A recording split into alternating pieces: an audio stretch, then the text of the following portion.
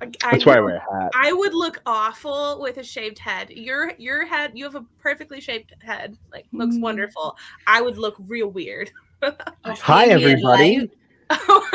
Sorry. Hi. Hey everyone, sorry for being late. I'm the one late this time. Everyone else is on time. You can Who is to blame for this being late? Armin. Okay, I think everyone knows you, but let's go ahead and introduce yourself. Pete, starting with you. Hi, I'm Pete, Ponderings of Pete, the channel. Today I'm pondering some horrible ways to kill Kyle, because horrible ways to kill Kyle. I run a booktube channel that talks about fantasy, and mostly fantasy, some sci-fi, and all that jazz. And I'm Derry. I have a very baby booktube channel, and half of it is Realm of the Elderlings. The other half is Discworld, both of which I have read a ridiculous number of times. So I have opinions, but this is all helping because new input makes me change the way I read it in future. So keep giving me new insights. It's great. Over to you. I'm Cait. I'm the Almost Book Doctor. And I read a lot of things, but my channel is mostly fantasy. I like to mix like music in with my reading sometimes, which is kind of fun. And yeah, you should all, which side? Subscribe to Derry's channel because she's great. Okay. I don't know where Greg is. Did he might have had to restart his computer. He's having technical issues, I believe. Okay, Cait, question for you. I have this much left. Oh my god! How many chapters? Yeah. When we get to the spoiler part, I'll tell you where I am in the book. But I really don't want to put it down. I was like reading it while I was in the shower on my phone because I have a Kindle app. Like, I can do this, and then I looked at the time and was like, oops, no, I can't do this. No. Stacey, did you finish? I think Stacey also was, at the end. I'm not sure even if she's finished. Oh, hello, you guys! Come on. I will be finishing this today, and then I will be starting Magic, so that next month I don't have this problem. See, I had to read the last few chapters last night so that I could be sure I remembered where the story ended, so I wasn't just randomly including stuff from later. Oh yeah, the serpent. Make sure I know exactly which bit I'm including. And I took notes. You gotta let him in. Let him in. Are you coming or no? Yeah, he said he's backstage. You gotta let him in. You're gonna have to scroll down, I think. Oh, I'm so sorry. Oh, my predictions for the end of the book? Today I'm all over the place. Can you guys see me? Yes, we can see you. All right. Hey!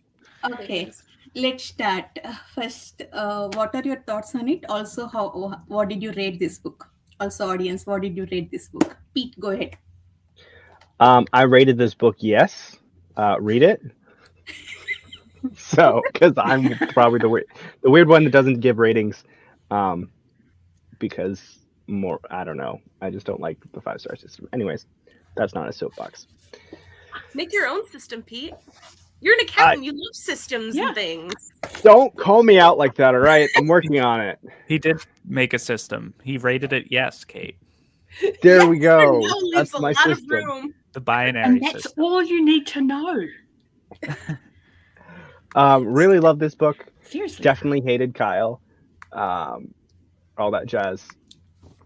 I think this book, there's a lot of things in this book that just make you think in a good way. And that's really, I mean, I like books that make me think, considering thinking is part of my channel name. So. This is true. And obviously I agree with that wholeheartedly, that yes, people should read this. And obviously, because it's me, it gets a 5 out of 5 or a 10 out of 10 or whatever your scale is. It's top notch. Totally, you have to read it. I did find it sad when you finished, Pete, because we lost our daily dose of death, and I was highly enjoying that. So, how should we kill Kyle today, Pete? Yeah. All right. So pliers that we've been put into a fire. So what we're gonna do is we're gonna do like a little bit like how they do with branding, where they put the iron in the fire and stuff, but that with pliers. Right here And on his face. well, no, Right we're not here? actually gonna brand them. They're just gonna be really hot pliers that we pull things off of them with. And then like do little pinches sometimes. We can do it like we can do that actually. We can do like little pinches here and here and here and just pinch everything and then just rip off his nose and stuff like that. That sounds more like to the pain more than to the Yeah, death, but I like it. You can't do it slow. Have you ever seen A Knight's Tale, Pete? No, I'm Oh, terrible. never mind. My quote's gonna be lost on you then. I'm sorry. Your entrails will become your I'll give it. extrails. Pain, lots of pain. Okay. I mean, That's all right. I have to agree with Urza here. I haven't yet rated it, but it is a little let down for me from Farseer. I loved Farseer. I mean, coming to characters and dialogues, it is still top notch for me. Robin Hobb is excellent in characters, but coming to world building, Farseer was very smooth, seamless for me. This is a little ups and downs. I mean, I'll talk about it more in spoiler section. I'll give a couple of examples, but I felt world building as not as seamless as Farseer in this for me. Mhm. Like I said, I'm not completely finished, but I know I'm going to give it a 5 out of 5 or 10 out of 10 or whatever because it's just amazing. And I trust Robin Hobb, and so I trust that she's going to stick the landing on this book. And I know that nothing is going to be wrapped up by the end, and that's fine because we have 2 more books, and I'm real excited to get to them. But I read Farseer when I was a kid, and then rereading it now, I think I just have this like nostalgic feel for it. But the live ships are new, and for me, like I find it to be more fast-paced, and I find it to be more like exciting to read because there's like the adventure aspect and the pirates aspect and all of that, where in Farseer it wasn't as adventurous and action filled in most parts of it. So I just really felt really compelled reading this, and if it weren't for school and research getting in the way, I would have finished way earlier. But I love it, and I haven't felt like I just wanted to say screw everything and let me read this book for a really long time, and this book made me feel like that. Greg? I liked this more than Farseer. I liked Farseer, but like this could be in like a new favorite category or something, depending on how much I like the rest of the series. The world building. I felt like we got to see more places and just like more perspectives. I liked getting out of Fitz's head sometimes and seeing different views of the world. And yeah, those were a lot of the things I liked. And the themes, it felt like kind of like a less basic world. Like it's not just like medieval setting, whatever. It just felt different, and pirates and boats. So yeah. I agree with you on the world building because it's absolutely. more expansive, and it feels I'm sure it will feel more fantastical when we eventually get to the Rain Wilds, but it doesn't feel as fantastical. It feels more like, I don't know, just like interesting places that I want to explore where I'm not like expecting there to be like crazy magic things like there are in so many other stories. And at this point, I'm not really comparing it to Farseer, but I'm thinking of a lot of other things that I have read lately. And what do you think about this, Cait? Do you think it is too depressive than Farseer? I highly disagree. I highly disagree. Yeah, I think they're both depressing. They are depressing, but like, I think live ships, it's not depressing in the way like when you read Farseer, you're just in Fitz's head, and so you feel what he feels, and he's beaten down like a dog. Oh wait, I shouldn't have used that term. Never mind. Was mean. We've read Farseer, you know what I mean. Triggered. But we get like we're seeing all of these circumstances from all of our different characters, and I feel the sorrow that I feel for Althea is very different than the sorrow that I feel for like Wintrow and for Vivashia herself and for Paragon and all these people. The only person I don't freaking feel sorry for is Kyle. So, and I find that the comparison between him and Regal is very interesting, and I won't say it yet because we're not in spoiler territory. Yeah, fair enough. I have to say that to the depressive comment, I am a depressed person, like a lot. I love these books because for me, they're about the fact that despite how much crap Robin Hobb throws at these characters, they still keep fighting and they still keep going. Fitz puts one foot in front of the other every morning. And for me, that's a really hopeful thing to read. You know, everybody in LiveShips is fighting for something. They all want something really badly. And they're all really fighting for it. None of them have given up. None of them are all, oh, woe is me. And that, for me, makes it the opposite of depressing. So I do find it really interesting how people feel when confronted with these stories, because obviously we all react so differently. I think, sorry, Pete, go ahead. Oh, I think what Chatty said, the man chatter said, is very accurate. Kind of what I was going to say. It was like LiveShip is more about the system being depressing. It's like the system is just kind of getting screwed up a lot. Whereas with Farseer, it was Fitz's depression, and it was everybody personally beating down Fitz versus this is just the world is beating you down. And kind of a question, is Robin Hobb an emo author? I think she likes to write the human experience, and the human experience just happens to be filled with lots of negative emotions. But I have a feeling when she gives you happy things, they're very happy. And a lot of the time, people who are beaten down in our real world have moments of happiness. And when they are happy, they're just so much more amazing.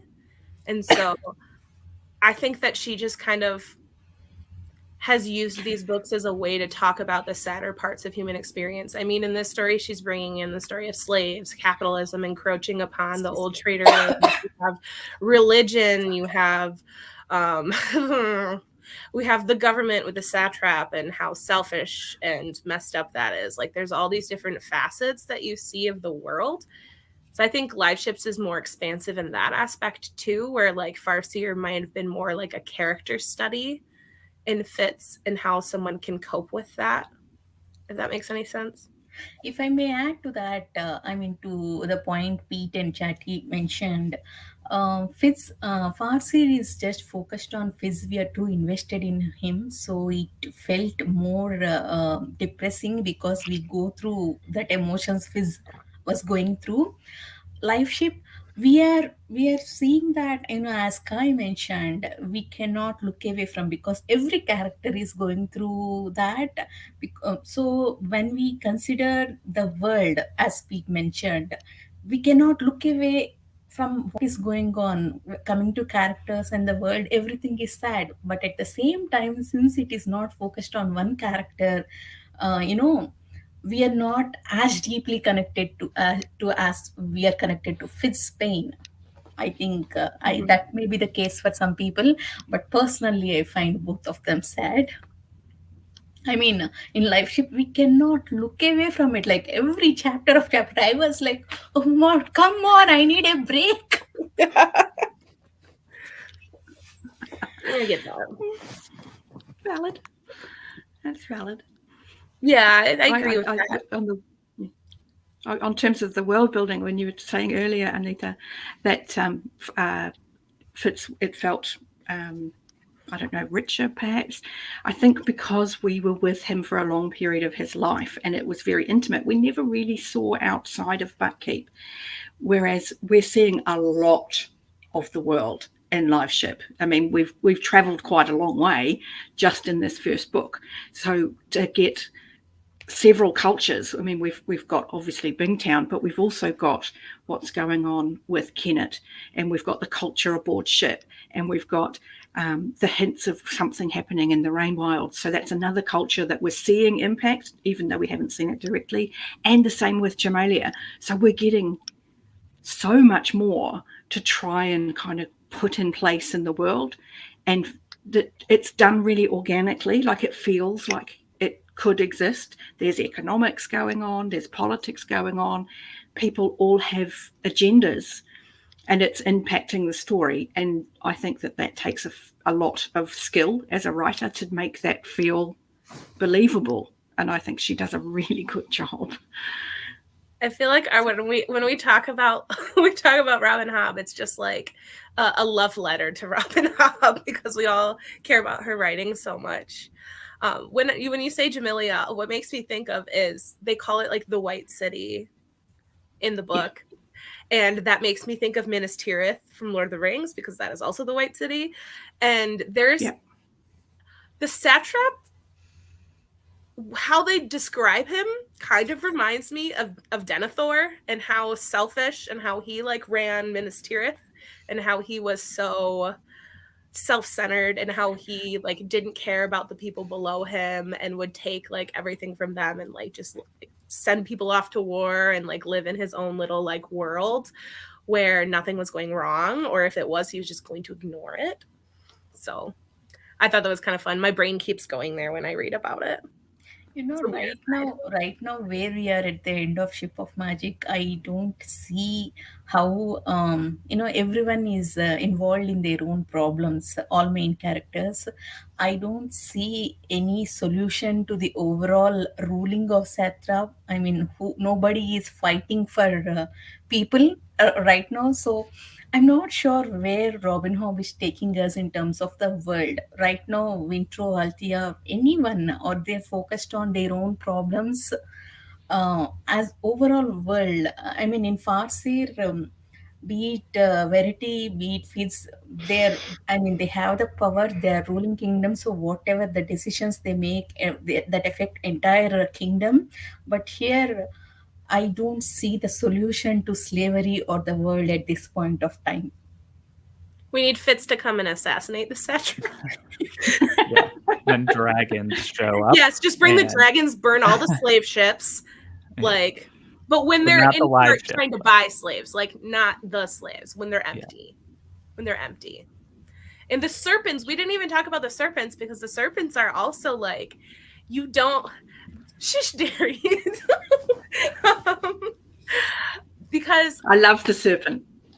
They creep me the heck out, but I have theories which I will wait to say, and y'all are gonna laugh at me if because I haven't finished yet. I might take my camera off for that part. But I do not have a good poker face. They have their own culture too, and it's so foreign to us, and they don't really like.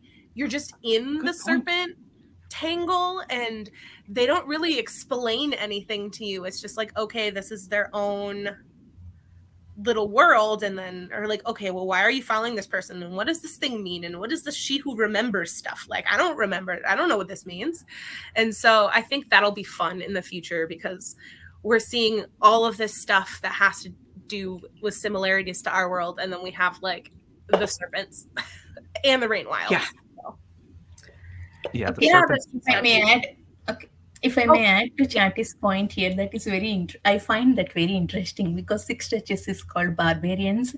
That is something, that happens in our real world also.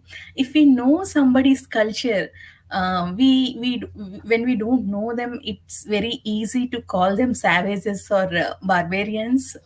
When we go there, when we really look at them, when we meet them, we realize that they are same as we are. I think that's the case here also, and you can add your points. I think it comes down to the fact that the traders in Bangtown and the people in the Cursed Shores, they haven't been anywhere. Like, they haven't gone up there. People just don't go there.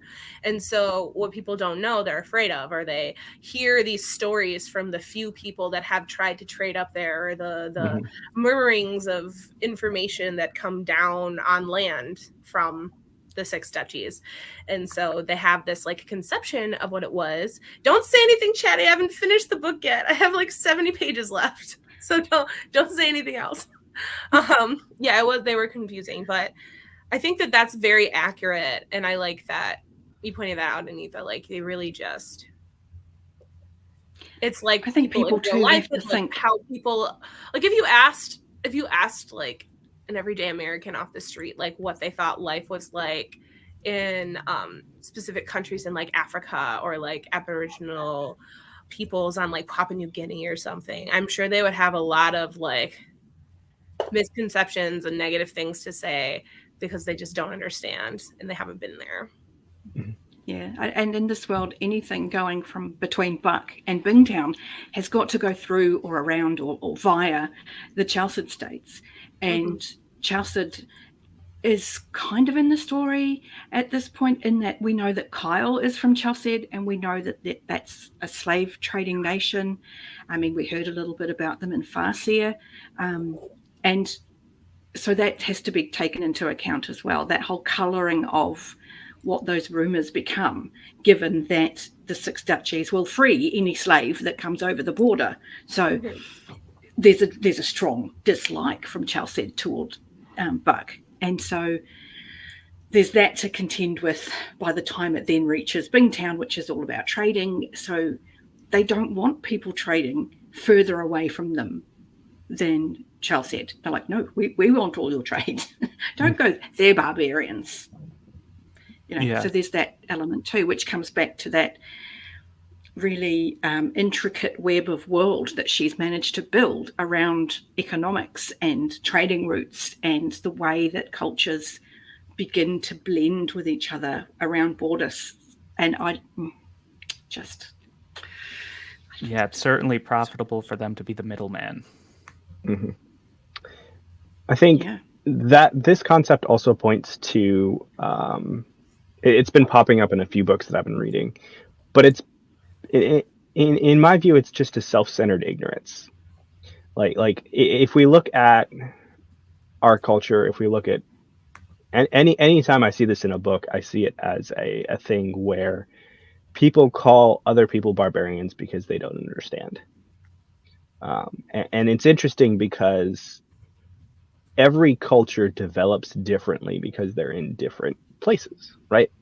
So if you're going to be dealing with, the raiders up north, and you're going to be dealing with constant raiding and all that jazz, your culture is going to be developing differently than Bingtown, which only really has to deal with pirates out on the seas. Like, I don't think they've had anything navally come and actually like attack their city in hundreds of thousands of years. Navally, yeah, belly buttonly, it's fine.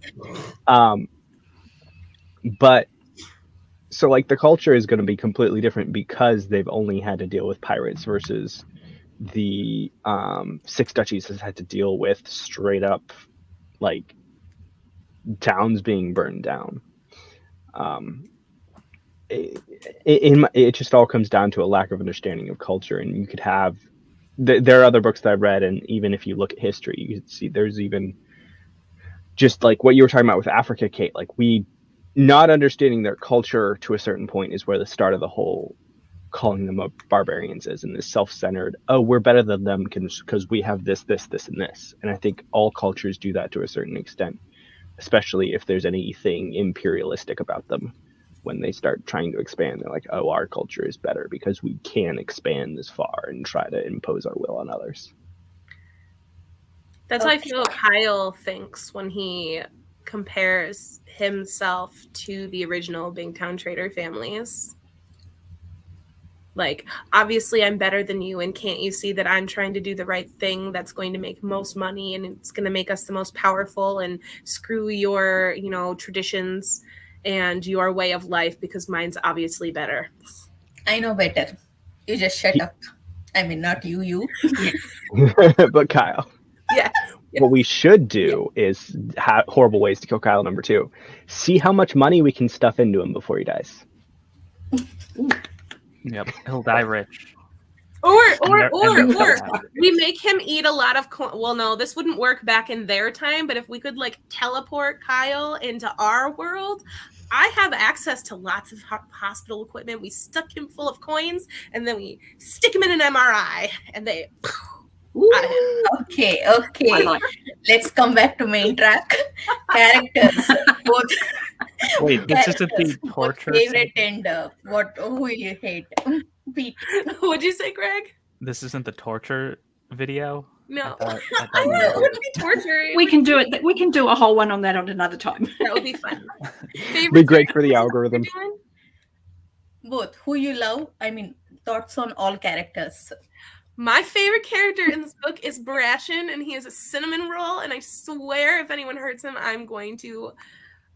If a certain character keeps hurting him, I'm going to be really mad at them. That's all I have to say about that. Oh, I know. Okay, Mad. Pete, go ahead.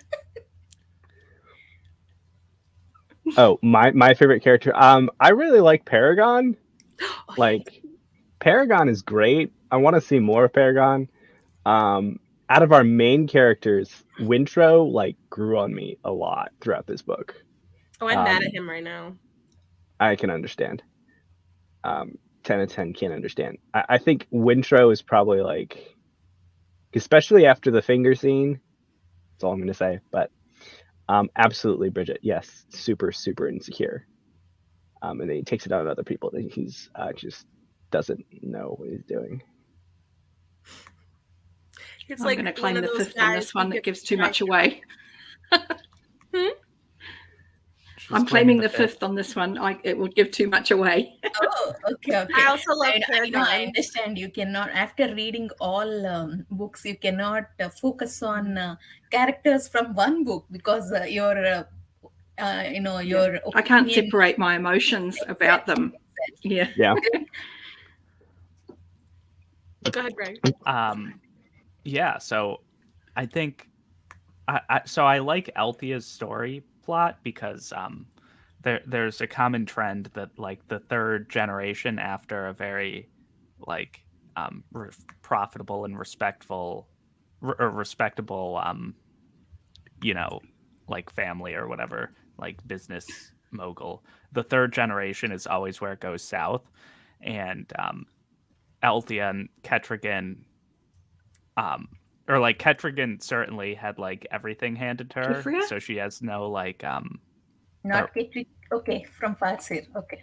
or sorry, not Ketrigan. It's like, are Kefria. you Eric? Like, Althea's Kefria? Kefria or Kefria, Malta? thank you. Oh my gosh. Yeah, so she has everything handed to her.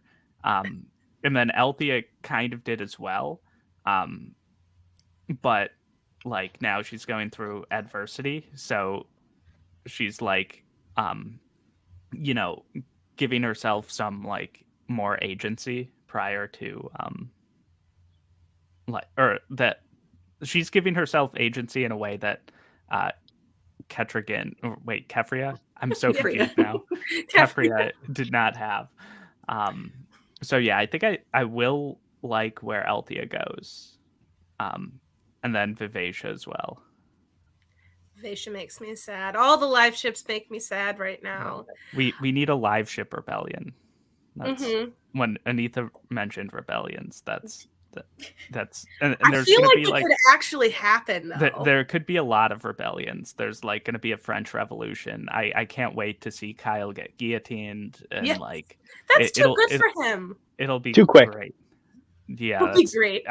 I know you guys have your much more intricate methods for Kyle, but just think about how many it's an efficiency thing. There's too We many can- Kyles in this world. We Too can many guillotine him slowly, like just like put like a toe in the guillotine and then a foot and then an arm and leg, all that jazz. Slice them up like Okay, he's in I'm not that mean. like- Cucumber?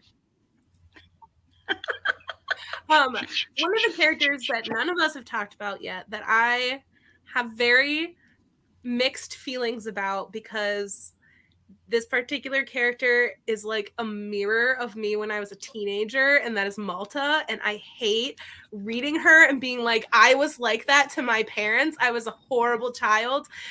Do not make my mistakes. And so I feel very self-conscious while reading her parts, while also being so mad at her. And I'm like, Mom, now I understand. It's like, So sorry, Mom. but Yes, that's valid. That's totally valid because she is realistically written, But I see so much which all of us potential. hate. Derry and I were talking about this on Voxer last night for a while about like the potential that you can see in Malta to be like, I feel like if she could rein herself in and like take a step back from her childish wants and like her selfishness and like look at the world, that she could be like an amazing like trader matriarch and very powerful and be very effective, but she's too caught up in her like tweeny bopper, oh, I want a man drama. And I'm like, girl, something's gonna happen to you and you're gonna get sent on this path of growth, and I really hope that it's not a man that makes you do this, because you are better than that. Okay. You're too close to spoilers. Anyway, you all finished in a couple of sentences. Mine is longer, I think. Nope. No, I mean nobody talked about Kenneth. I'm very surprised because I hate Kenneth on a different level. I don't know why he bothers me so much. I hate him Because too. every time somebody shows some potential, either his first mate or what is that girl's name, Edda, who is yeah, amazing. every time they I really show like some Etta. potential, his first thought was like, I need to kill this person. Oh my god, what the hell? I mean, he even after, okay, I don't want to enter a spoiler section. I mean, just a few minutes we'll move on to spoilers. But I see, between Kyle and Kenneth, Kyle, I understand more. He's insecure, he's narcissistic, he wants control over everything, his overall finances and power in that house. I have seen too many Kyles in real life. I learned to deal with them. I have learned to live with them. So I mean, they're not. I have learned to not treat them as monsters, I think. That's why I don't think Kyle as a monster. He's kind of a That's a regular little bit person to sad me. to me Maybe. Kyle's a douchebag. So. because that's really horrible behavior. Yes. That makes me sad. Yeah, I know, it is very sad. That's why, yeah. for me, in fantasy world, Kenneth is more of a monster, if that makes sense. He certainly has a greater reach to do more damage, Yes. but he is fascinating to read. He really is, and the awareness that we have as readers, because obviously we're in his head occasionally, which is interesting. We have to sometimes remind ourselves that that's not how other people see him externally. They see him as this savior, as this rescuer, as this heroic person, because he's able to put that spin on his actions. And that's what bothers me more, Derry, because he got the opportunity to become the savior, but he's still faking it. But he's doing it. He is the savior. He is saving people. And that's what I find fascinating, because he is achieving really good things for the people around him. So on one hand, I really want him to succeed, because if he succeeds, then people in Divvytown benefit, people in the settlements benefit, the slaves benefit, everybody wins if Kenneth wins. So he is all the things he's pretending to be. He is that thing to other people. And only we know, because we're in his head, how none of that is his aim. He's not trying to achieve any of that. It's all just about control for him. And we get those two Sorry, things Derry, for in the interrupting. same person. Bridget, every layer is horrible. No, you cannot convince me. Okay, I want to say something about Kenneth. Is it his intent that's going to count, or is it his That's legacy? what I was going to say. Does intent matter? That's the question. Does his intent matter if his actions are good ultimately? And I don't have an answer for that question, but I do feel like, because as far as I've gotten in the book so far, he makes this like mention of his father and like this memory of, oh wait, I shouldn't have said that. Sorry guys. Anyway, I just think there's a backstory, and I think there's a reason he is the way he is, and I think he's like a little bit of a sociopath or like a psychopath, but I don't think he started that way, if that makes sense. I will be done now. I'm sorry. That was really, really like, I apologize. I think Kenneth has some backstory because maybe I don't remember at exact point where I got this hint, but I felt Kenneth has some kind of backstory. Hmm. Anyway, I'll talk to it in spoiler section. Okay, coming to Altia version and all these main Hang POVs. on. What about the guys? Did they have thoughts on Kenneth? Oh, sorry, go ahead. Sorry, guys. Oh, Big sure. Zero. Kind of dominated Um, that. yeah, I don't know. I feel like we know more Kyles in the real world than we know Kenneths, but in a like pirate society, I'm sure there would like if we were in a pirate society, we would all know many Kenneths, I think. Um or if we were in that like that society, I feel like that's what people would aspire to. They would aspire to have their own ship, and maybe not everyone, but uh, and the way you kind of rule over people like that, um it's probably I don't like probably the most ruthless people are the ones who succeed, I would guess. But what do I know about being pirates?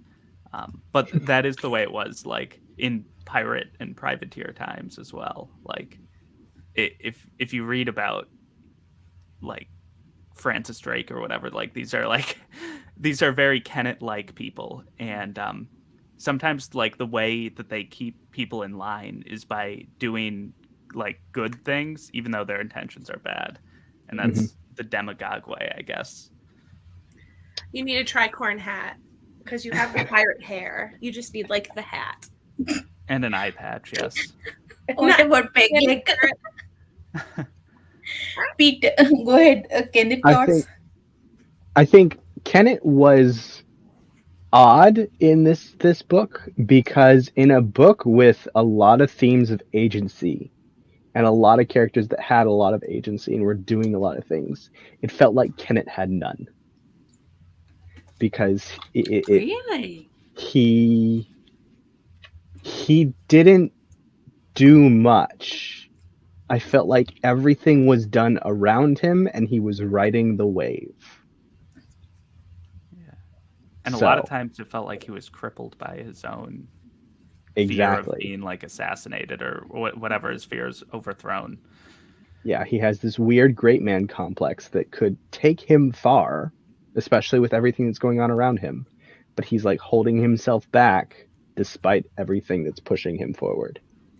I feel like Kenneth acts like a cornered animal, like an Oh, that's a animal good that's one. Yeah. been injured and is cornered and is scared all the time because he lashes out at people who are trying to do nice things for him. Like he lashes out at Etta, he lashes out at Sorkor and all that sorts of stuff, even though they're trying to do nice things. And I think that he realizes that, but he can't let himself let that in because then it would like break his like strong exterior and leave him vulnerable for other people to hurt him and more bad things to happen. Like whatever his trauma was in the past is some deep trauma, like I'm calling it now. Yeah. So Him and And Kyle, I would guess. yeah. and I Oh, think Kyle. Kyle's just a jerk. Maybe. Yeah, I don't think it's trauma. I think Kyle's just an asshole. The Kyle thing, and Entitled. I've explained it to you guys before, but like people keep asking me because I hate Regal so much. Like I threw that book across the room. I have not thrown this book across the room, probably because I've been mostly reading it on my tablet and I can't throw my iPad. But Regal is like Voldemort, and Kyle is like Umbridge. Everyone knows an Umbridge in real life, and you hate them so much. So much. And Regal is a jerk face. Regal is horrible and does horrible things. But like people don't really know Regal types. People don't really know like Voldemort types in real life. Kyle just feels like such a real bully and a person who can like force anyone to his will, and he's just gonna say what he wants to say and people are gonna make it happen, like that jerk boss you have that rises through the ranks by pushing other people over, you know. I mean, Every character, Sorry, go, Anita. every character in this book has, tunnel vision. They see in their own perspective, they don't change their path, they don't even consider others path, they don't even consider others perspective. They had something, some goal or some path in their mind, their focus is on that only. No matter what adversities come along their way, they don't change the path, or they don't even consider going or thinking in a different direction. Every single person except maybe Brashen, Althea, Wintro, Kenneth, Kyle, Ronica, every one of them is like that. I would agree. Yeah, and I they think are all very Veronica's single-minded. starting to see a little bit at the trader meetings. I think Veronica's finally seeing some of the bigger picture a little bit, but it's like this book is like one giant miscommunication trope, because everyone's looking like this and you're like, can you just like talk to each other and like just like if Veronica and Malta and Kefria all just like actually talk to each other, I feel like things would slightly go better for them. Okay, let's But move even on in to the real world, that spoilers. doesn't happen within families. So everybody does that. Everyone's like, right, okay, my plan for the day is to do this, this, this, this, and this. And nobody goes, okay, but I'm going to let 4 people in on my commute to work. Because you don't. You're so busy thinking about yourself that there's no sense that, oh, well, that person, oh, I know that guy. He works in the hospital. I need to let him through first. We just don't. We just go, no, I'm the most important person in my life, and I'm going to do things that benefit me. Nobody's trying to be an asshole to anyone else, but it can look that way from outside, even though all that person's doing is their own thing. Except for Kyle, who wants to be an How asshole. often do we sit down? Well, yeah, but very few people wake up and decide to be an asshole. And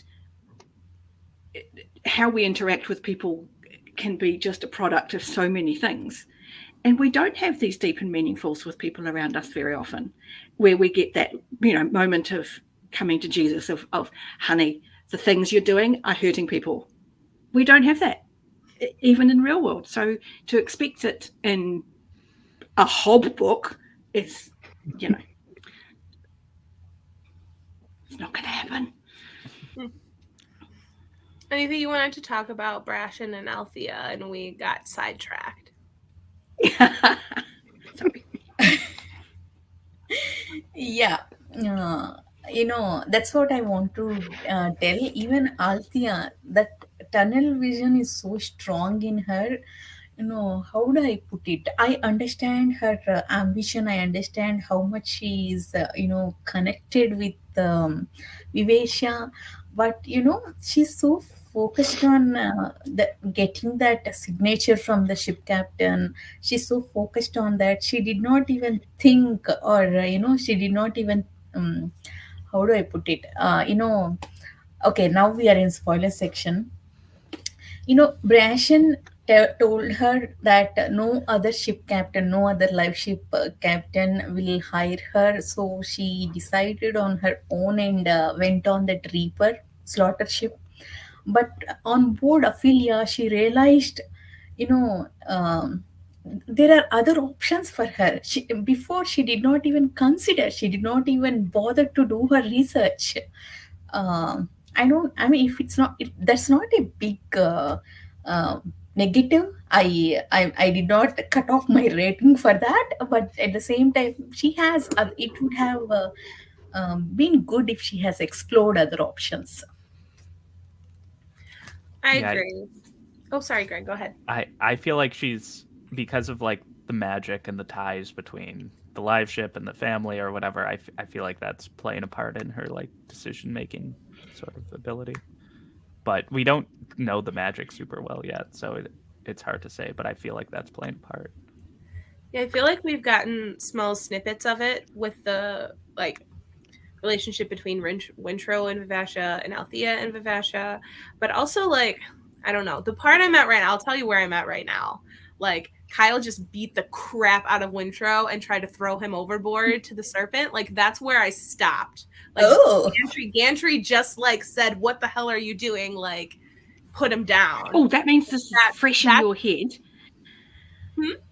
Yeah, this is fresh How in my much head. impact And I'm How much wondering, impact do you think the serpent had that's what I'm wondering. on that I'm wondering interaction? if the serpent, like, if something about the serpent made him more angry or like made him more agitated and more likely to hurt Wintro, because he was like, I don't know why I did this.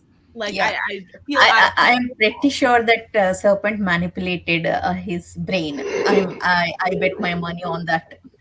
And also, Vivacia is supposed to be she who remembers. So the ships, I don't think it's the wood. I don't think it's the wood. I think the Rainwild's people like imbue the wood with the spirit of something. And if she used to be a serpent, but then Paragon has all these memories, and I don't think he was a serpent. I don't know. This is my weird, crazy Oracle theories right now, but like, Great question for you. Yep, which ship? Paragon for sure. Okay. The, who was your the favorite chaotic, ship? the chaotic good ship, Paragon. Paragon's amazing and makes me cry every time I see a scene with him. And his last scene that I read with him and Amber made me like shed tears. Also, we haven't talked about Amber yet. Okay, I want to make another point about Althea, but I'll say that after Kate No, go leaves. That's a spoiler.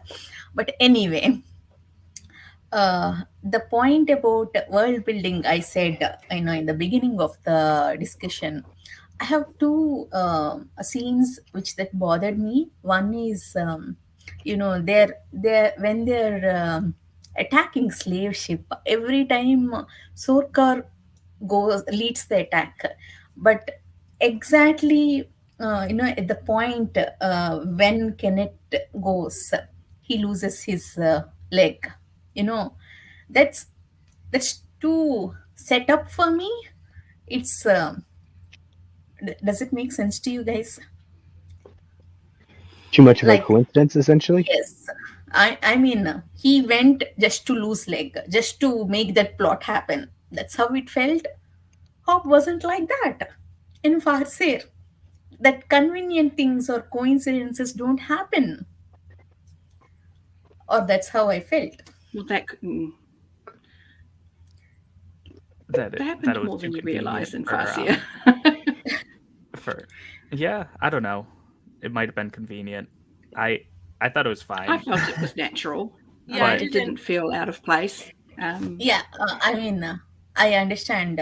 Actually, this is very common in storytelling, but somehow it bothered me here.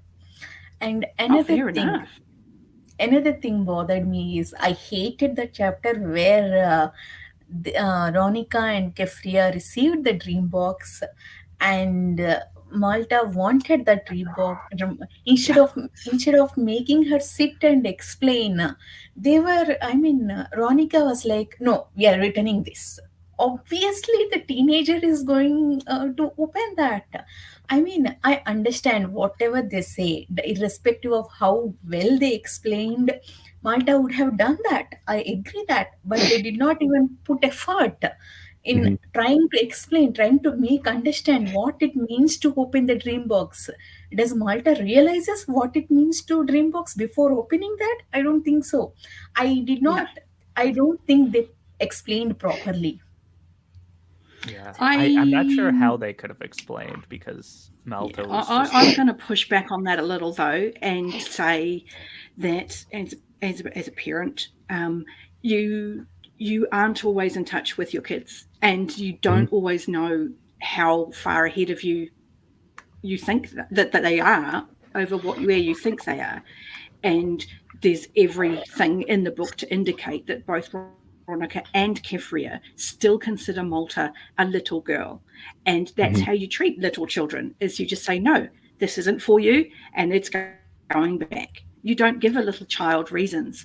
And they haven't made the mental leap to actually accept the fact that she can understand really intricate issues. But sorry to interrupt, and but that they failure stopped. of understanding the heart of that.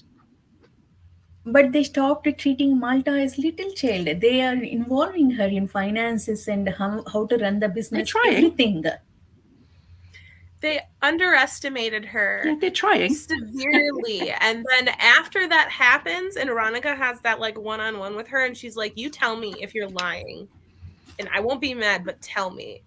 And then Malta proceeds to keep lying. And then in her head, she's like, well, I would have told her the truth if she didn't think that I did it and I lied. my God. What You is just wrong with assume you? I was lying. Oh my, I like want to wring this girl's neck. I hate her so much right now. And I because feel like that makes them go, you are still a child. But she's like, she's so much more manipulative, and kids can be very manipulative depending on like what they're like and what their life has been like. If she is like that at the age of 13, she can rule the world. If Robin Hobb doesn't find a way to give her, good development, she could be the main villain of this trilogy. I don't want her to be a villain though. Like I want her to learn. I want her because she could be so powerful. She could be Malta is the worst. I say Malta's the worst. I am not like Malta anymore. I was like Malta till I was probably like 16, and I feel so awful reading this book because it's like a mirror. But this girl, the thing that bothered me the most out of like other things, which I don't think bothered as many other people as it did me, was like, girl, you were 12 and you just turned 13 and you want to wear a dress that shows your boobs off. You want to go like be with a man, like all this kind of stuff. It's like, girl, you're a kid. She reminds me of a younger version of Ariel from The Little Mermaid. And she's like, I'm 16 years old. It's like, I don't care. Sit down, shut up. You're a child. But she feels like her parents don't pay attention to her, but because her mom's always the one telling her no, and her grandma's always telling her no, and they don't actually listen to her when she has stuff to say, because she was trying to talk to them about like the flame jewels and stuff. And even though she was probably doing it to be a little selfish, she was actually trying to talk about something, and they just brushed her off. So I can totally understand why she doesn't trust them, why she thinks that they don't like her and they think she's stupid and that they never let her do anything. It's why she doesn't trust them, obviously. And then Kyle comes home and he's like Disney dad, and he gives her what she wants, and he calls her his little girl and all this sorts of stuff. But Veronica is, or was it Kefria who said it when she was like, no, it was Veronica, and she was like, your father would sell you off like a fat cow. And I was like, yeah, he would. And she doesn't understand that. And so she's going to get a swift kick in the pants. But like every time her scene comes up, like I really want to read it because it's very like engrossing. But I just get so mad at her. Okay, Greg, I want your perspective on this as guys. Well, first of all, Kyle's a horrible father because he's just from the perspective of looking at how Kyle treats Veronica, I think it's absolutely horrible. Because he spoils her and he shows no respect for his wife in front of Malta, which is one of the biggest causes of what happens in this book, is because Kyle is not respecting his mother or his wife. Malta is not respecting her, even when she should. Like the whole like, oh, I know how to run the business because I'm a man, and then he turns around is hypocritical. Is like, and she's like, well, what if I know the best way to raise Malta? And he's like, and like internally you can hear him being like, nah, you're just stupid. Stupid woman. Yeah, stupid woman. It's like, please take those bed sheets that you're lying in with him and wrap them around his neck, because he just. I've never heard you be so violent before. I love it. Even with Rico. Kyle is much more personal because he's just like, these tiny. He's an abusive husband. Yeah, he's driving tiny little daggers into everybody. What do you think, Greg? Oh yeah, yeah, I agree. Malta was always gonna open the dream box. I felt like, just because, like at that point, nothing they could have said would have changed that, because they, like her rationalizations for it were that, oh, they're probably lying to me about what's in the box or whatever, and Yeah. What's in the box? Thank What's you. in the box? Exactly. Yeah, some people are like that though with like gifts and stuff. Like if there's a box, they have to open it no matter what I immediately. mean, I always want to open the things too. I'm not gonna lie. Yeah, we already decided that you are like senior Malta. No, I'm not. Okay, I should have said that because now people are gonna think I'm awful. I'm not horrible to people anymore. Self-growth. Okay, it's just like I mean, young me. only and when it comes to little quirks like this. I will say, there are Boxer messages to prove it that I called the marriage thing beforehand. I was like, this is not going to go well. This scarf jewel thing, like she's going to get herself trapped in a marriage. Like this has got to be something to do with that. And yes, she did. Well, pretty much, kind of. Like they say he can be her first suitor. Whatever. That's not going to happen. She's totally going to be forced to go with him. But Deary and I last night we had a long conversation about these characters and comparing Althea and Malta and how like actually similar they are. Yeah, and I'm not going to take credit for that. That was someone else brought that to my mind, and it was like, oh my god, they so are. I think it was Evie. I want to say she said that Althea and Malta are like oh, what's the term? Mirror images of each other. Yes, they're foils for each other. Yeah. Yeah. Okay, Cait, it's you can tell your. I think Kai also asked for your theories before you leave. Before we discuss the ending and our theories. Well, we didn't even talk about Amber and Paragon. Okay. True. I have been spoiled as to what happens with Amber, unfortunately, because of Steve on Greg's Discord. Because don't anything like that. So I can't really talk about Amber. But I think that Steve needs to be banned. Eventually, Brash and Althea are going to get on Paragon, and with Amber, they're going to sail up the Rainwilds River, and they're going to find all of the mysterious things. Like I said, I think the live ships are not just wood. I think they were something before. Edda's going to become a pirate queen. She is awesome. I love her. I loved her from the moment she like smacked the crap out of the guy who was trying to kill Kenneth back in like the in Divvy Town. I was like, you're going to be awesome. And I just want her to like tell him what's what and like be like, come to your senses.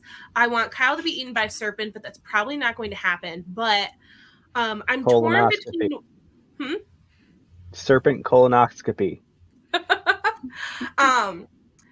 I have no idea what's going to happen with the serpents. I just know that they're way more like they're way more sentient. They have more to do than we think. Like we shouldn't underestimate the serpents. And frick, I had one other theory and I can't remember because I was talking to K-Fox about it this morning. Boat revolution. How do you think Farseer storyline and this storyline will be connected, if at all connected? Well, I also can't answer that because I know the answer to that, so I can't say anything. People have spoiled very few things, but they're important things. But they haven't really. Oh, this was my theory. I don't think that Ronica said I think she's keeping things from Kefria about why they don't go up the Rainwilds River, like why her family doesn't. Either that or Ephron hid it from her. And I think that some of the children that were born that were like mutated, they don't actually kill. I think they bring them back up and send them back up the Rainwilds River. And so there's like a bunch of children that belong to the people in Bingtown, but were sent away because of their malformation things.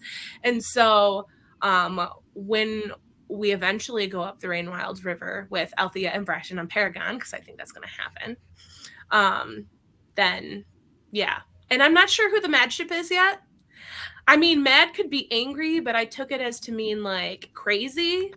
And so I think that, we didn't even talk about the others. That whole thing, like, I'm so intrigued. But I can't tell if the mad ship is going to be Paragon or Vivacia because of all the terrible things that have been happening to her and the way they treated Wintro and like all that stuff. Is she gonna kind of like snap?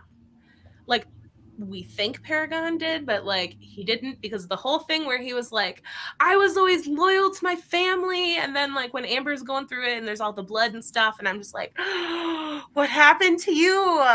I just want to protect him. But anyway, I'll leave now so you can talk about the ending. No, wait, wait. As you said, we did not talk about others or anything. Let's finish others, then you can leave.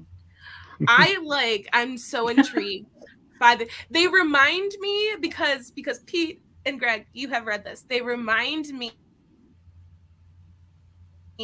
of the from Stormlight, the you know what I'm talking about, right? They guard the island, the sleepers. They remind me of the sleepers. Sleepless. You know what I'm talking about, right? Yeah, sleepless. Sleepless, yes. They remind me of that. And they have I have no idea where they fit in with everything else. My brain is like, they've got to be connected to the Rain Wilds because that's the only other like magic thing. But I don't really know. They seem like an oracle in and of themselves. But the magic stuff on the beach, like, I want to know what it all means. And yeah, like, Etta has that earring. And I want to know why they don't like cats. Because that's a very specific, weird thing for them to be afraid of. Especially when there was, like, other dead animals that appeared on the beach for him. Like, I don't know. And why do they try to keep people captive? Are they cannibals? Is it really cannibalism if they're not people? Probably not. Correct. But you know what I mean? But like, what does it all mean? I don't know, but I definitely think that when things happen in the later books, that if we go back and we read the prologue again, that the things that he gets are going to make a lot more sense. Like, I feel like she's Sanderson-esque in the way that she entwines everything and like sets things up from the beginning. So that's my 2 cents about the others. Who will go next, Derry or Pete? One of you. Up to you. I think so. There you go, Pete. Okay. I think if we're sticking with the others real quick, I think they're more tied to the Fool, honestly, in an interesting way. Ooh. I wanted to That's a very build the bridge. Tell me how you got there. So the only people that we've seen with prophetic powers in the series so far in Farseer is the people that live around the Fool and where he came from. And I think it's possible that the others could be an offshoot of that, whether it is an exiled offshoot or something along those lines, where they managed to do that. The only issue with that is the fact that that the people around where the Fool grew up are like, oh, there's only one per generation. And it could be that there is some level of there's only one great one per generation. And then there's like maybe a bunch of other people that have like minor gifts. And this is where the others come in, where they kind of like left a long, long time ago. And then because of magic or some other stuff, they've changed, especially if like there might be 2 sources of Rain Wild magic, one on the island of the others and one actually in the Rain Wilds, maybe. Or maybe they just came from the Rain Wilds, or maybe they are going really deep here. If we're going with the Bingtown Babies theory, I know, right? It's so funny, but it's like, that's anyways. Storm Daddy, Bingtown Babies. But like they were exiled from the Fool's Kingdom. They came to Bingtown. They had kids, and these kids were the crust, the weird, just the weird babies that just had mutations, and then they eventually turned into, over the generations, the others. So also, if we're going with general predictions, I think Malta is going to be the savior of the family. Also, I would just like to remind everyone that the Fool is gender fluid, and the Fool is not a man. Well, he references himself. Guy has an excellent theory about that. Cat hair allergy, like me. Maybe I'm an other. I really liked Kai's theory that Amber is full because both craft wood, and Amber also taught Althea how to act like man. Mhm. And Amber only set up shop in Bingtown just before 2 years. So timeline, I really like that theory. Same. When she was with Paragon last time and she was telling him like she wanted to buy him and like build a garden and live in him and be with him for the rest of her life, and then he was like, "You're just She pitying didn't me." say I for was the like, rest of her life, because Paragon was shitty because Paragon got shitty about the fact that she said she wasn't going to be there for the rest of her life. Yeah. Because she told And him that Derry, she couldn't thoughts stay. on others? I'm not going to share because I have a crap poker Yeah. face. So Yeah. I'm about to say maybe you can. It's not Greg. I forgot your name. Greg. Yeah. Sorry. "Ouch!" I don't know. I don't have too many thoughts about the others. I'm willing to go in whatever direction we like. There's so many mysterious things that I feel like I could connect any of the mysterious things together with string. Like they could be like the serpents somehow. They could I have no idea. And I didn't like get any theories about them while reading. You're that No. meme from It's Always Sunny where he has all the Yes. things. He's trying to figure out who that person is. As I Bridget do think mentioned. Go ahead, Derry. I was just going to say I'd be interested to hear just, excuse me, how when you, because I know I do this, I'm like, that's connected, but I don't know how, as to where you guys sit with that, where you go, okay, Ophelia is connected to the Paragon, and I don't know how. I mean, there's nothing there for that, but that's the example. Do you guys have those sort of feelings? Oh, I feel that a lot about this book, but I feel that I'm very sus when I read books that are large fantasy series by authors that I know are very good at their craft. I have been trained by Brandon Sanderson to assume everything is connected. And so my brain is always like, how are these things? They are, but they're not. And then like sometimes I'm wrong, but most of the time I'm kind of right. So he trains us, Sanderson. He does. Fair enough. It's a very good thought. I haven't thought about it. I did not consider it. Which one? I mean, the ship's relations. I mean, that was just an example I know that doesn't have connections. If the ships were people or serpents or something else, and they knew each other before they were turned into a ship, would they still know each other when they quickened? Would they recognize each other? Is part of the reason like they don't have very good memories because like they're being kind of rewritten as ships? I'm very curious. I want to know that if they can recover Paragon's lost logs, if he like were to eat them, would he remember everything again? But I think he just like is dissociating and doesn't remember, partly because of that, but also partly because it's too painful. Oh yeah. Sasuria and Steam were some Shriva. Sorry. I definitely have theories about serpents. I read them last. Malkin. Yeah, definitely have some theories about the serpents, but I also know something about them. Serpents are linked, but I'm not sure. Yeah, how? Yeah, ships can be related, maybe. Pete, you have theories about the serpents? So I know what the serpents are. Like that was spoiled because I read the first few chapters of the Dragon series like ages ago. I don't know everything, but if I were to tell you what my theories were, because I'm literally just connecting in between the dots, that would spoil what they are.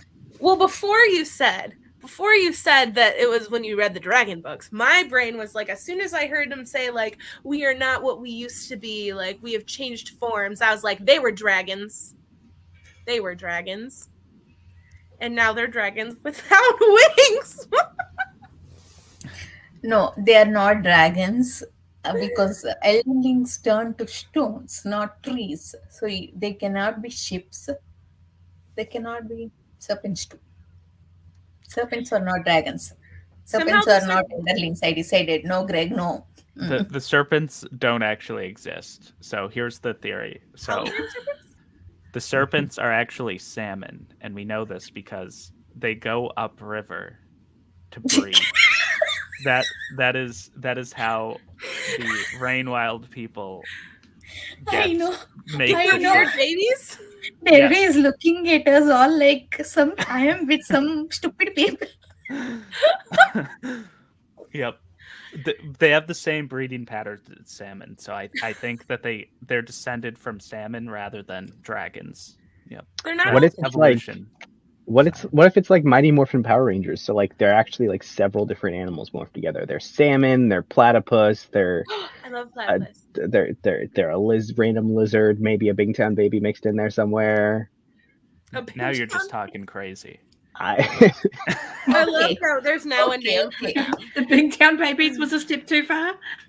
Yep. We will continue our fight against dragons in the Discord later. Before Kate leaves, before we discuss the ending and our character theories, do you have anything to add? Me? Yes, you and everyone Oh. else. I think I've said most of the things. I probably should have written things down or gone over my notes again, but I don't know. I want time. the characters that I want to see the most of, like more of their story right now, is definitely Paragon and Malta. I'm the most interested in them at the moment. And I kind of agree with you, Anita, that like Althea and Brashen are kind of a little boring at the moment, but I think there was a lot of setup to things that are going to happen in the next book. Like I said, I think they're going to end up on Paragon. If he ends up with other people, I'm going to be pissed because, this was the one other thing. They had to have cut up a ship to make all the like wizard wood things.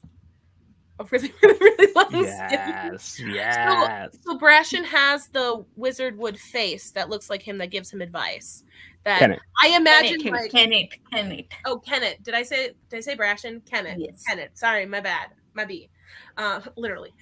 I imagine them as like the little devil and the little like angel on Krunk's shoulders in The Emperor's New Groove, for people who have seen that.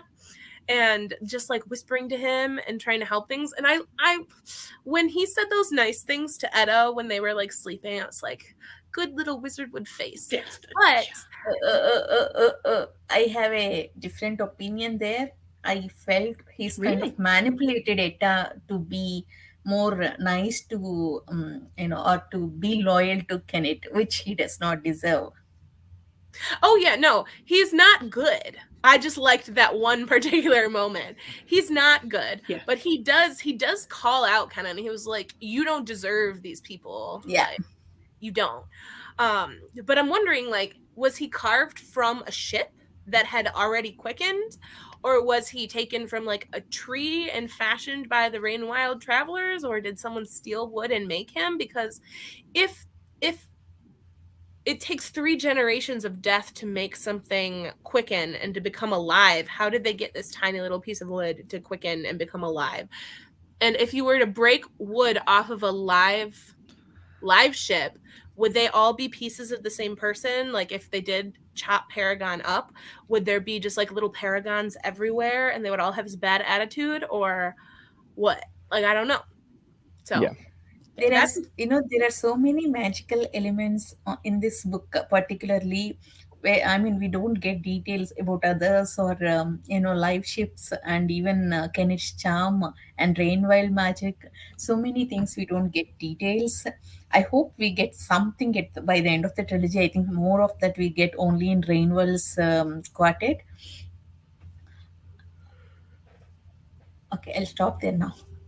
All right, I'm going to go see if you guys can talk about the end because you probably want to, and I'm going to go read. But thank you for having me on and for everyone in the comments. And the wizard would use to prevent pregnancy. I totally forgot about all that. And why doesn't her belly That's amazing birth control, actually. Very easy and convenient birth control. Yeah. I think it's, Serpent Dragon. Stone. Stone? Where did I miss the stone thing? From Farseer. Elderlings turn to stones. I Oh, said yes, not yes, yes. trees. Yes, I forgot. I forgot about that. That's true. Other people have heard it talk. Yeah, because Edda Yeah, heard because it. Ed has heard That's it the thing. speak. Edda heard Yeah. that. That's the They thing. just don't know that it's. Yeah, that she It's a doesn't understand. ventriloquist. Yes. Yeah. Maybe For the some reason, I Boomtown babies are the source of the wizard. No. Now we're just getting weird. What were you saying, Pete?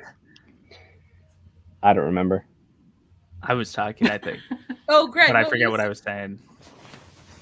Oh, I envisioned the that wizard wood as like the ring at first. Like I didn't realize other people could hear it talk for like a very long time. So I just thought it was like the ring in Lord of the Rings.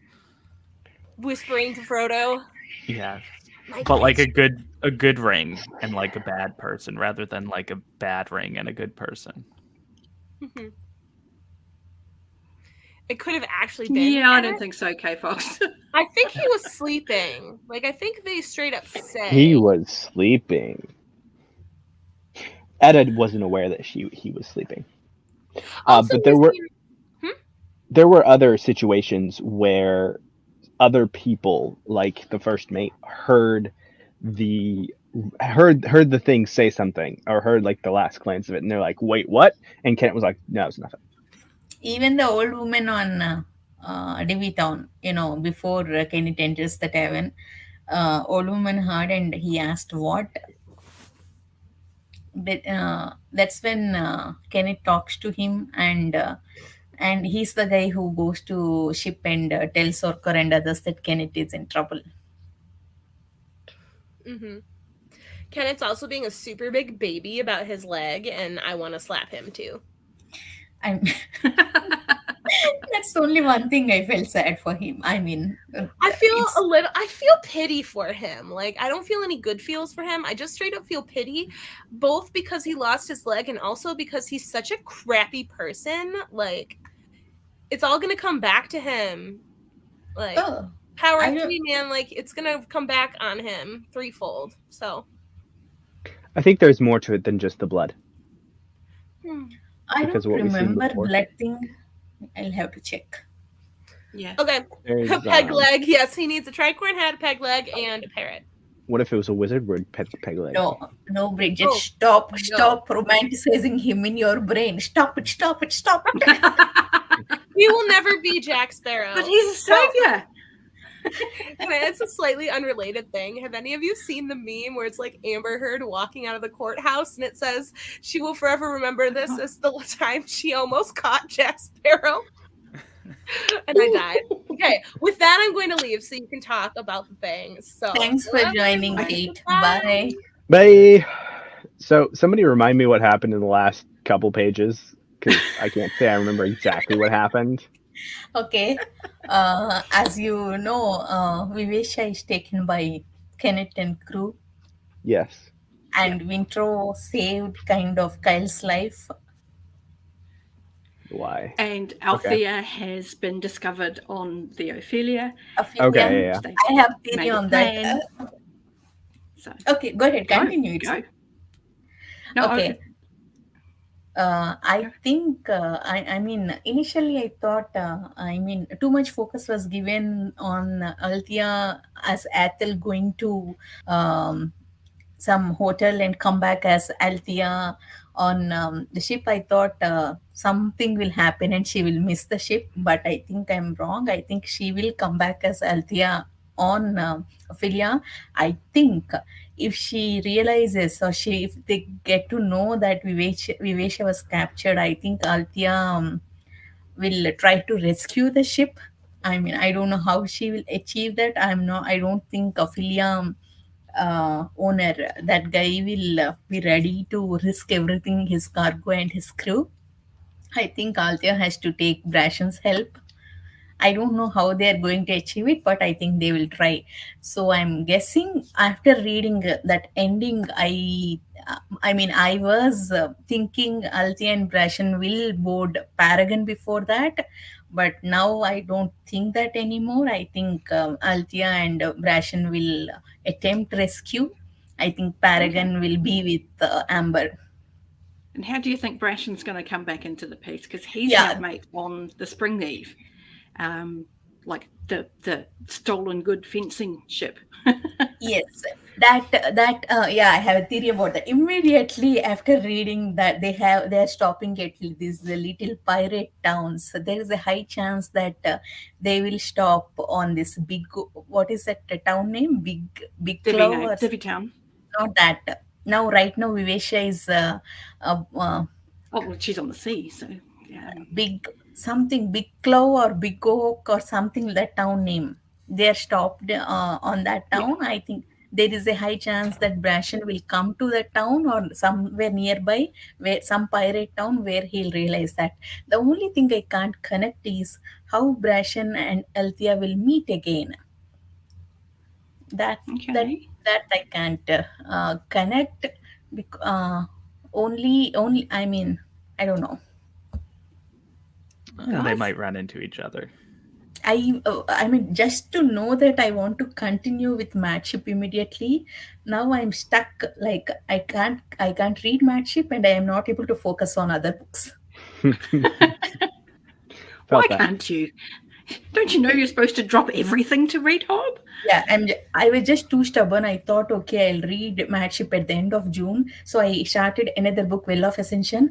I cannot focus on that. All I can think about is Althea and Brush, and I think But I this should just stop means that you're bringing it up on. to the other book because you can't concentrate on it. So you have to read Hob. Yeah, that's. I mean, I think I should give up on it. I Yes, think we are I, together in this. I think Brashen is going to advance in Kenneth's organization and eventually become the first mate on the Vivacia because Kenneth's going to be like, I can't control this ship because she's honorary. And then Brashen's going to be like, Vivacia, don't rat me out. And Vivacia's like, hey, I like that person. And Kenneth's just going to be like, that person should be on you then. Cool.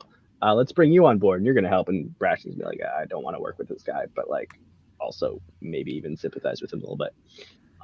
Althea is probably going to end up going all the way back to Bingtown and try to revive her and Amber. I think are going to try to revive Paragon as a ship in order to go rescue the Vivacia and Brashen. And then that's all I got. Oh, Malta's going to go up the Rainwild River as Oh a yes. child bride. Okay, right now, sorry, I'm just interrupting.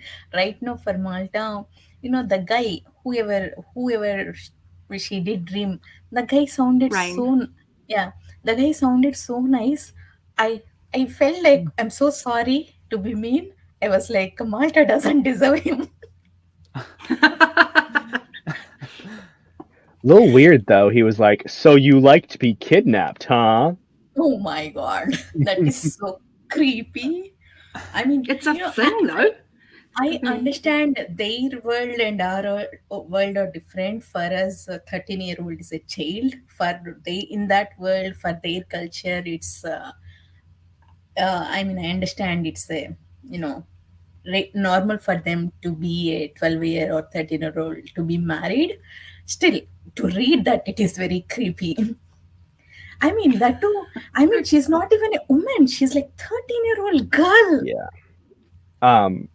It's the tradition in the Chalcid states to do the 12 or 13. It's not a tradition with the Rainwild Traders either, I don't But think. I mean, but I the think it's only end. like 15. No, but I the mean, they end. also make the point that there's not going to be a wedding. She's going to Rainwild to become familiar with the culture and get to know the culture. So there's at least some time frame being allowed in there for her to get a little older before they. Do you remember encourage Ronica marriage. said? Do you remember Ronica said Kyle on Rainwell River is too dangerous? That's what I felt about Malta too. Malta on Rainwell River is too dangerous if she doesn't change her path. I mean, if she becomes a good character, I'm okay with that. If she's on the same destructive path, she's too dangerous. Because after Ronica and Kefria involved Malta in their finances, Malta quickly realized that there are no chats for Rainworld River. Ronica is telling, Ronica is lying to Kyle. She quickly realized that and used that point to blackmail her grandmother. So right now she's too dangerous with the knowledge. Mm-hmm. That's why she needs to Okay, go upriver. continue.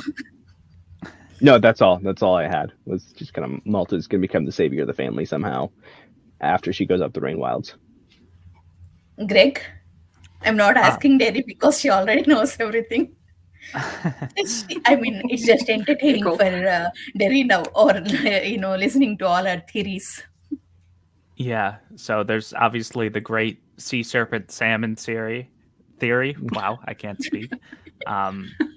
Then we've got no, but I do think that the serpents breed and become boats or whatever. Like that's my theory about how the boats are made. And yeah, I don't know how. I have no idea how, but it's up the river, so that's where the salmon reference comes from. And secondly, let's see what else. I don't know. There will be like a revolution, and I feel like it'll be like the French Revolution. Whatever Kenneth's built, it will, like, no one will have control of the former slaves. Those people will just like revolt, and the revolution won't go well. And I have no idea who will control it after. Maybe they'll just have like some control for themselves. And then, yeah, I don't know about everything else. I feel like Vivacia will go crazy through all of this. She'll go full Paragon, and yeah, I have no idea. I'm super worried about Vivacia. I don't Yeah. know how. Now I think there will be a kind of fight between Wintro and Kenneth to grab Vivacia's love or attention, whatever you call. Mm-hmm. What do you think about the way Kenneth's treating Vivacia? I think that is something. It's as if he knows the how to treat her. Kyle doesn't even bother to learn before coming on to Vivacia, or even after coming on Vivacia, how to treat her. Kyle doesn't know anything, but Kenneth did his homework. It's as if he has some background with Wizardwood. He knows, he did his research. He knows about charms. He got it, and he knows how to treat the ship. He's very confident that he can gain his Vivacious love and attention and control. I think he's. The minute he gets Vivacious attention, he can kill Wintro and Kyle. So that's his goal. At the same time, I think he has some kind of how do I put it, past with Wizardwood. Yeah, he definitely could. I think he's just more reverent. Like he's more, because he's faced these things on the seas, and he's heard so many tales and taken stock in those tales. And actually like thought about them, analyzed them. He has more respect and reverence for the live ships, whereas Kyle's just like, oh, they're just things. He's like, again, it's just this self-centered ignorance and arrogance that Kyle has, that like, he's like, everything revolves around me, so why should I respect these things that aren't even human? Also, it's not just to get Vivacia's respect or control. It's as if Kenneth is manipulating Vivacia, to become a pirate ship, or to how do I put it, to become from deeper level. It's not just about control, it's about changing Vivacia's thoughts also. Yeah, it's definitely also possible that Kyle is understands to a certain extent what the wizard, because of his experience with Wizardwood, with his bracelet and researching it, he understands what they are, and he is, like what you're saying, he is manipulating her to his own means. That it's not just reverence, it's also very much he's just trying to get her to where he wants her to be. What do you think will happen to Kyle? Do you think Kenneth will carry him on board or just leave on some island? I think Kyle's going to stick around, sadly. I don't see him dying until book 3 if he dies.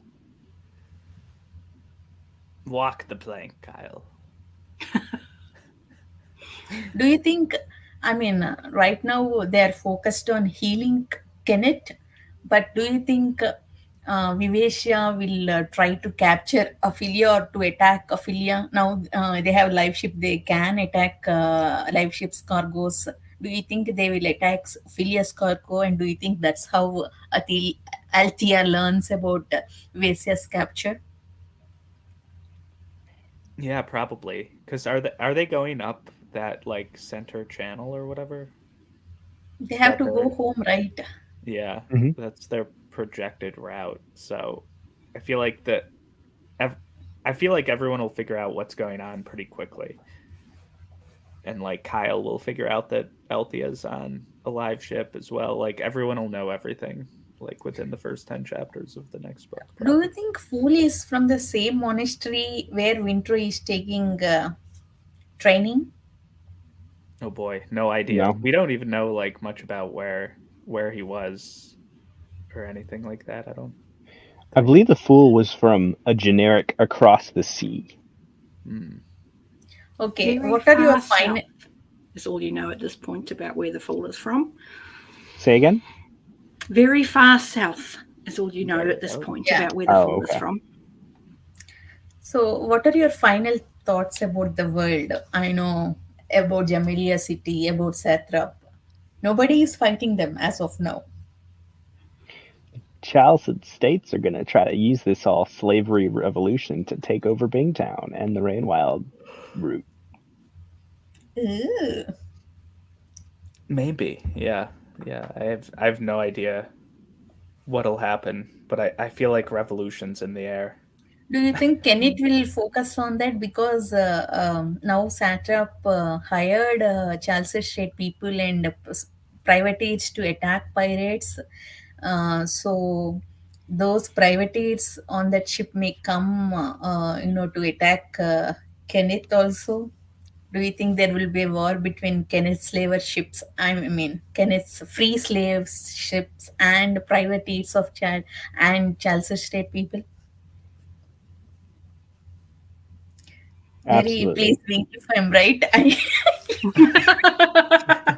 You're doing very Working good on at my maintaining a face, straight okay? face. Exactly. I'm working on it. I mean, but this is the thing. I mean, at this point, it's like, okay, all of the threads are in place for book 2. I'm really interested at this point in where the themes are sitting around agency and around the economy, and how all of this change is sitting just under these character threads and driving them.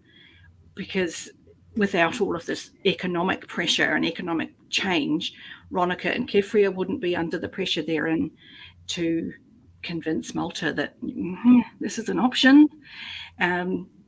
It wouldn't have Kyle even considering slavery if they were in a better financial position. And so all of these things, well, this is it. His thing is, I want to be rich.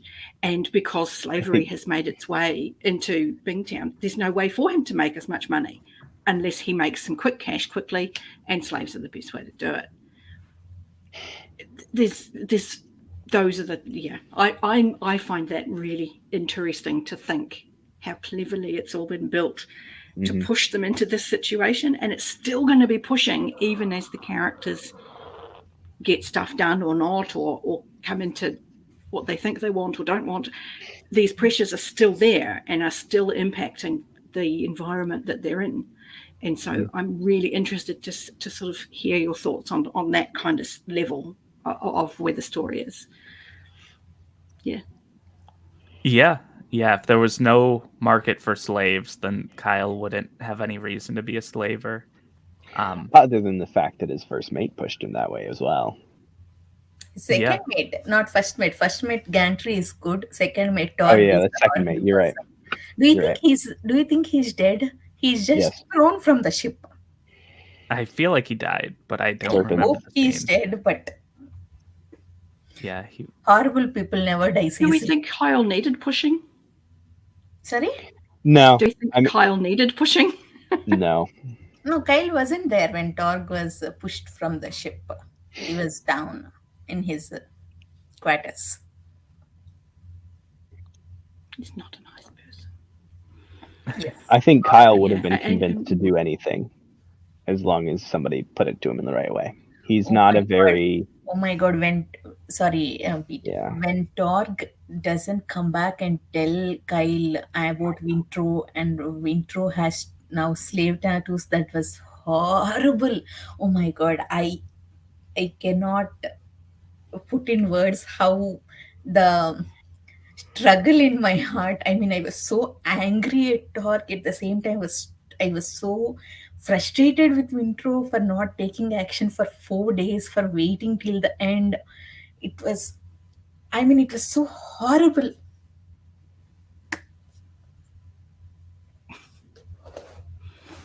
Yeah, all the slave scenes and stuff were like.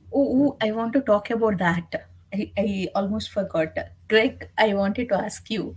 Yeah. What did you see? Generally, we want slavery to be, abolished. We want slaves to be free. That's horrible thing.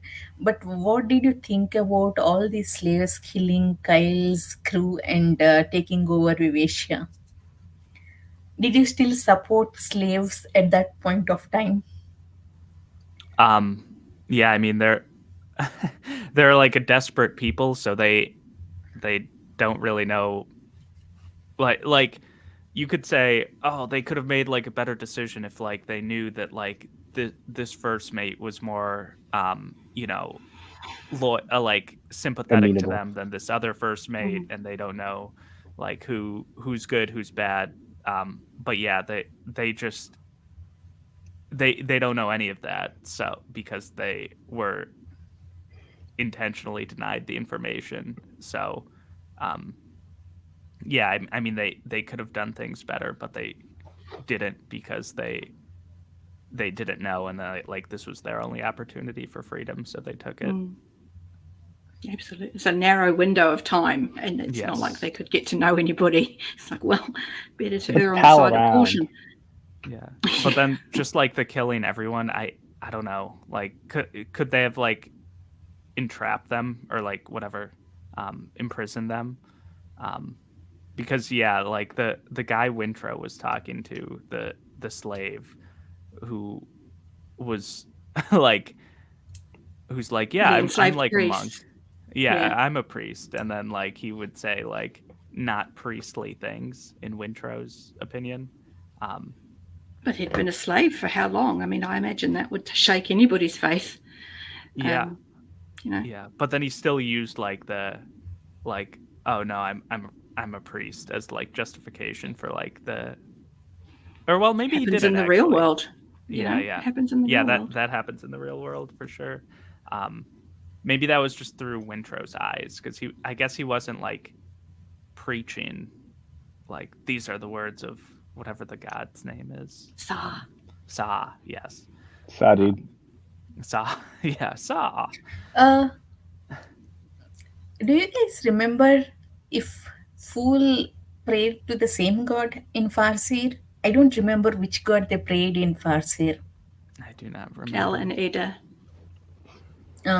Ita. Yeah, I think it's different. It's all different. Interesting. Definitely a lot going on under the surface. I think I should start Madship as a side book, at least like 20 pages per day. Good luck with that. Not knowing Althea impressions, this Vivacia thing, it's eating my brain. I cannot stop thinking about it.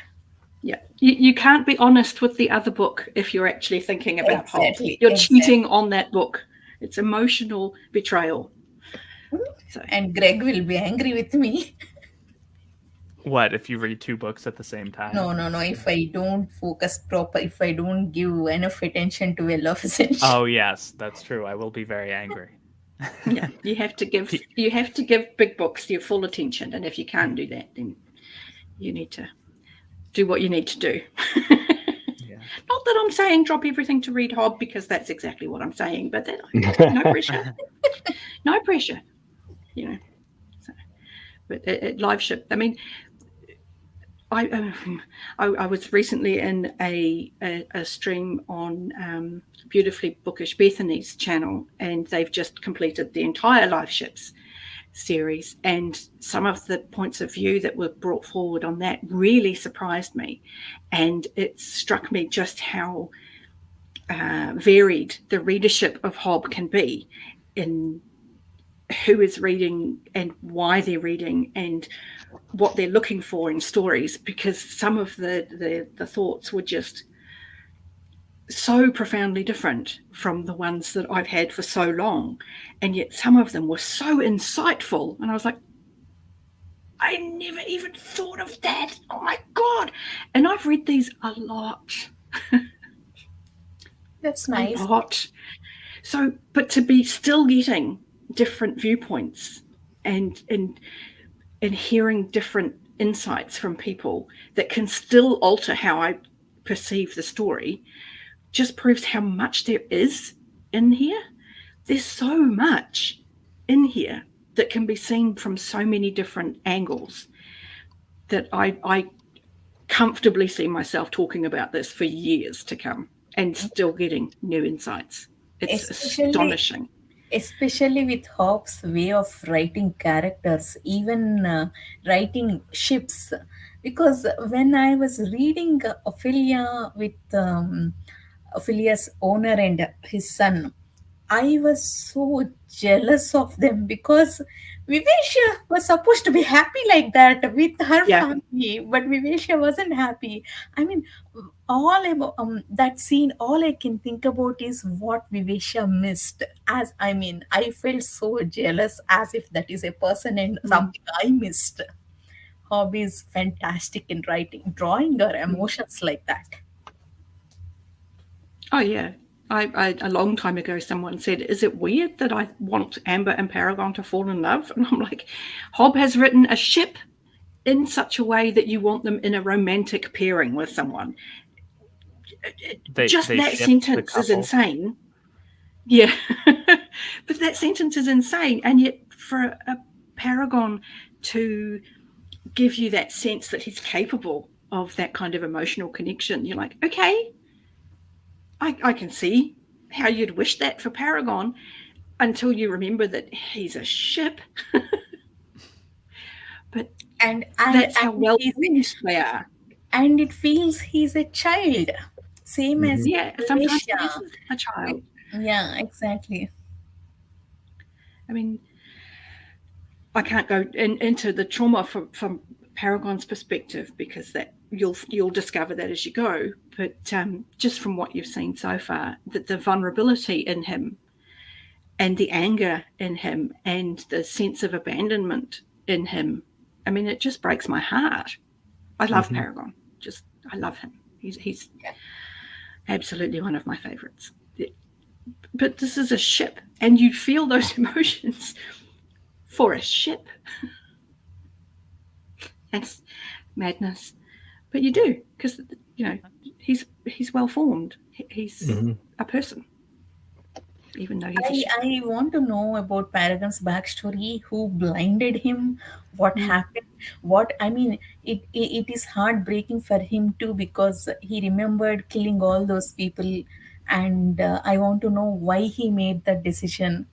I hope we'll learn more about that in Madship.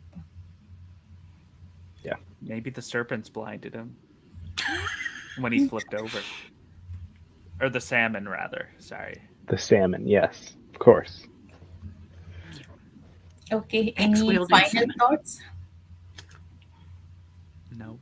You're all good? Any final thoughts? Everyone in the audience kept quiet. I think we lost our audience. They all went to bed. I'm not sure. I think still 5 people are watching. They're quiet. I am. But Anyway, Still a few people. cool. Well, good on them for hanging in there. Yes. okay. So how quickly are you all going to pick up Madship? I don't know yet. I've got too many things that I need to read. Same. I have. Sorry. Probably mid-month. I have again. It's like another month of big books. Because I have Veiled Throne. I have this one. I have another Adrian Tchaikovsky. I have Books of Jacob, which I still have to get through, and that's a carryover from last month. So, and then some self-published. So we'll see. Excuse me. I'm gonna try to. I'm gonna try to aim for mid-month probably. So Yeah. 10 days from now. We need to plan 3 books. I have to get through 3 books before I get on to any of the 3 books that we have. Me too. I don't know when I get to them. We have 3 books in common. I don't think we can plan to read 3 of them together. At At the same least time. we can try for 2. Oh, We can try. We can try. well, as for anybody reading Hobb, I'm totally down to discuss it at any point, and you will find me in varying Discord threads. So Everywhere. even though these people are going to take ages, that's all right. At least we know Cait will have finished for the next one. Yes. Yeah. Yeah. Okay then. See you all next month. Yep. See you guys. Bye. Bye. Have a good rest Bye. of Sunday. Bye, Devi. Have a good day. Bye. Bye, everyone.